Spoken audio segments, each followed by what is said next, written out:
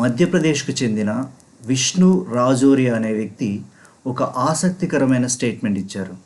ఇతను ఎవరంటే ఈ మధ్యప్రదేశ్ ప్రభుత్వ ఆధ్వర్యంలో నడిచే పరశురామ్ కళ్యాణ్ బోర్డు అధ్యక్షుడు. 2023లో మాజీ ముఖ్యమంత్రి శివరాజ్ సింగ్ చౌహాన్ ఈ ఎంపీ పరశురామ్ కళ్యాణ్ బోర్డుని పరశురాముడి జయంతి సందర్భంగా ఏర్పాటు చేశారు. దీని ముఖ్య ఉద్దేశం ఏంటంటే పేద, మధ్యతరగతి, దిగువ మధ్యతరగతికి చెందిన జనరల్ కేటగిరీలోని వారి కోసం సంక్షేమ పథకాలని తీసుకురావడం. సో అయితే ఈ బోర్డు అధ్యక్షుడిగా ఉన్న విష్ణు పండిట్ ఒక అనౌన్స్మెంట్ చేశారు.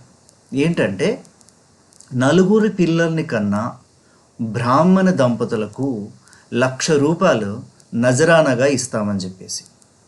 ఓకే, సో ఎందుకంటే ఈ అనౌన్స్మెంట్ ఈ మధ్యకాలంలో హిందువులకు సంబంధించిన జనాభా క్రమక్రమంగా తగ్గిపోతుంది కాబట్టి ఈ బ్రాహ్మణ యువ జంటలు ఈ ఎక్కువ మంది సంతానాన్ని కనాలి అని చెప్పి, సో దానివల్ల ఈ హిందువుల జనాభా అనేది పెరుగుతుంది అని, అందుకోసమని ఈ ₹1,00,000 నజరానగా ప్రకటించారు.